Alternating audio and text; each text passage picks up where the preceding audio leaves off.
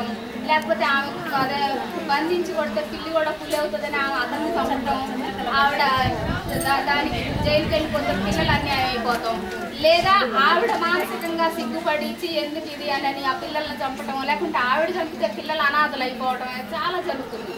కానీ చిన్న ఫ్యామిలీ కూడా కొంతమందిని చూస్తున్నాం మనం. వచ్చిన భార్యాభర్త ఇద్దరు లేబర్ ఛార్జెస్ చేసుకుని అయినా సరే పిల్లల్ని స్కూల్కి పంపించుకోవటం, అది మద్యపానం కానీ గుట్కా కానీ ఇలాంటి అలవాట్లు ఎవరు లేనోళ్ళు కాపురం, చిన్న కాపురం అయినా సరే చాలా హ్యాపీగా చేసుకుంటున్నారు. మంచి కాపురంలో కూడా కొంతమంది ఆఫీసర్స్ కూడా తాగితే ఆఫీసర్స్ వైఫ్ కూడా ఇళ్లలో పక్కన ఇళ్లలో అంట్లు తోమిన పరిస్థితి కూడా నాకు తెలుసు, చాలా మందిని చూసాము.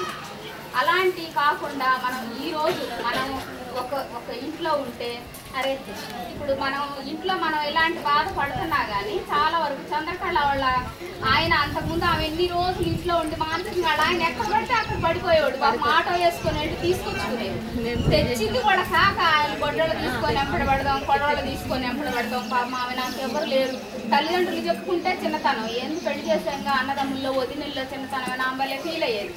వాళ్ళ అంతకు చెప్తేనే మగవాడు అన్నాకు చేయడా, ఏంది నువ్వు పెద్ద వచ్చి చెప్తున్నావు అనేది వాళ్ళంటున్నావు వాళ్ళప్పుడు రావాలి. పాపం ఒకరోజు ఇట్లా నేను ఇంట్లో ఉన్నా ఏడ్చుకుంటూ వచ్చింది, ఏంది వాణి రావా అంటే ఏంది చంద్రకళ గారు అంటే మీరైతే మేడం లేకపోయినా మీరైతే బాగా మాట్లాడతారు, మా ఆయన ఇంట్లోకి రానిట్లేదుగా, అక్కడ చార్మినార్ దగ్గర పడేసాడు, నా నల్ల కోసం తీసుకెళ్ళి పెట్టేసుకొని తాగాడు, మళ్ళీ పైగా ఇంట్లోకి కూడా రానిట్లేదు వాణి అని ఏడిస్తే సావిత్రమ్మ గారు మీరే కదా, సావిత్రమ్మ గారు నోగరాత్రం గారు నేను అదండి వెళ్తాము అని వెళ్ళాం. ఆమె ఒక్కదానిగా ఉన్నప్పుడు ఆయన ఏం చేశాడు, కొట్టడం, ఇంట్లో రానికుండా చేస్తాడు. మమ్మల్ని ఎప్పుడైతే చూసాడో మెదడుకుని తమ్ముళ్ళు ఏందమ్మా వచ్చారు అని, ఏంది ఇట్లా చేస్తున్నారంట మీరు మేడంకి చెప్పాలా, మా పొట్టుకోళ్ళు అందరం వస్తాం అనుకున్నావు అని. అప్పుడు లేదమ్మా నేనేం అంటాను అని అన్నాను. తర్వాత మళ్ళీ మేడం ఫోన్ చేసింది, మళ్ళీ అందరం కలిసి వెళ్ళాము, 10-15 మంది మనం వెళ్ళాం. ఈరోజు వాళ్ళు ఆయన అలాంటి అట్లాంటి గొడవ లేకుండా వాళ్ళకి పిల్లలు లేదు సార్, ఓ చిన్న